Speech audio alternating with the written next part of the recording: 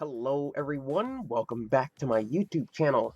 So, as I was going throughout today, I was like, do you guys really want to see a new video this week? Or do I just want to take a break? But I'm sure you all probably wouldn't allow me to slide with missing a week. Here is the second part to last week's video, where I actually was showing the basics of Lightroom. This week, it's going to be the street version. And then maybe next week we might go into the landscape version for this. With that said, let's get into today's video.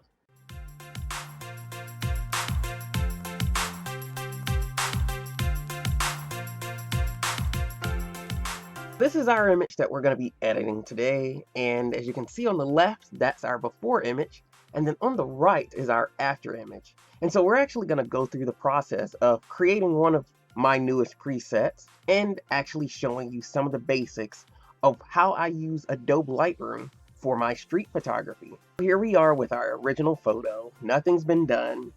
The only thing that has been done is that this photo is an HDR, so this photo did come out of Photomatics. I don't really think you all want to see that part, as this video is more directed to just a Lightroom basics tutorial. If you guys want to see that part, then of course let me know in the comments, but I don't think anyone really is going to really miss that part. What I like to start off with is going down to tone curve. Remember in last week's video I actually mentioned that I think this is the most important part of Lightroom, because this really can make or break your photo. A lot of the looks that I have to my images comes from this very part. So I like to start with that first. So I just like to go down here, change my point curve, and we're going to go to this option here. It kind of looks more where I'll be going for this photo. And then I'm also going to change a little bit of the region, since again this is very important for my photos. Then we're going to jump down to lens correction, get this out of the way as well. Now, I generally like to go to the profile versus using the basic, but you can do either or. The only reason I go here is because I always take the vignetting adjustment off, so I like to put that back to 0. I don't know, just a little quirkiness to how I do my photos. And then for the distortion, no, we don't have to correct too much, maybe ever so slightly.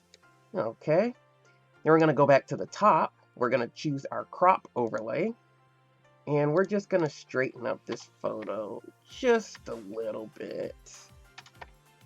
I think that looks pretty good. There we go. Okay, now we're going to go from top to bottom. So I just start with the white balance. I'm not going to do too much here. Add a little bit of coolness. So we're just going to dial out the contrast. For highlights now, with this photo, any of my bright areas, in this case it's the lights, I really want those to stand out. So we're going to kind of up those quite a bit with the highlights and white levels. Okay. And then shadows, we're gonna take this all the way up, because I'm gonna show you what everything's gonna look like. Just trust me, hang in there. So we're gonna take the shadows all the way up. Black levels, we're gonna take those down. Now, something that I do with my workflow is when I take out contrast here, shadows and blacks generally work vice versa from one another. So if I go very high in shadows, and you can rest assured that I'm going to go very far down with my black levels. Is there a reason behind that? I really don't know. I just don't know. It's just the way that I like the look from doing it that way. So I can't really put into words what the advantage is, if there is one. Because we're going to want a lot of dark tones in this photo, here I'm going to take away the saturation overall in the photo. And then when we get a little further down, we're going to play with the colors a little bit more. So I just want to start off there with taking some of that color away. So now we're here in the hue, saturation, and luminance. And this is where pretty much a bulk of my dark tone images comes from.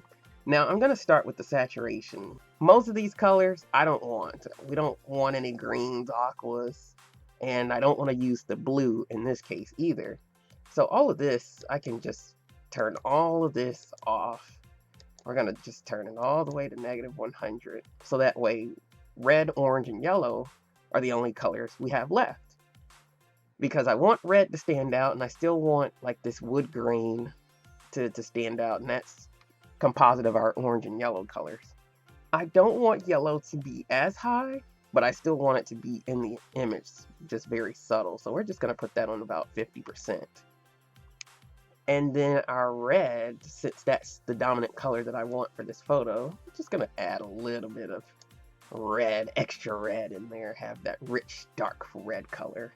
Anything else, we're going to go up to hue, alter the orange color a little bit. Nothing drastic. Everything else can stay the same. Here, down in luminance, we want to punch up our orange a little bit here. And then we want to do the same thing for our yellow. Now let's see, what will this do for our red? I don't think we want to play around with that, so we can actually just keep that neutral for luminance. I think the red looks perfect the way that it is. We're going to come down now to detail. This is another important part of my photos because many always ask, how do I get my images to look so detailed? Pretty much comes from Lightroom. So I'm very harsh when it comes to sharpening. I know a lot of photographers go against that, but I am very harsh on my photos, just a particular way that I do things. So I'm actually going to go straight to 100 on this. As far as noise, we're just going to go about 35% just to clean up some of the noise, but we don't want to do it too far to where it starts looking like mush if we go all the way in. Like, yeah, we don't want that. That's not a good look. But if we just dial it down a little bit, you know, it cleans it up where it needs to. So color noise, we're just going to put on about 25%. We've done lens correction. Now, vignetting. I'm always heavy on vignettes. I don't know why, but they're just something that's a signature of mine. So we're going to go about 30% or so. I like that. Maybe a little bit more. Midpoint, we want to just take this all the way down because I want the focus to really be more of the train car and the station platform, and everything else around it is more so for aesthetics. So roundness, I'm not going to do too much, I don't think, with this. That actually doesn't look too bad, actually. Let's see, maybe around there. Feather our vignette a little bit. Okay. And then lastly, we come down to camera calibration. Now, you really don't have to adjust this. I mentioned this in the last video, but it is something that I do. So we're just going to change this a little bit down here. Go up quite a bit here. -25 on that. And then our blue will do -10. Okay, and that's it. See how simple, how quick that was? You know, here's our before and after of this. Very simple. So this is just my simple workflow for Lightroom and looking at some of those settings and what they actually do for your photo. So if you've been trying to accomplish those dark tones in some of your street work, here's a very simple video on how to get that done in just one program.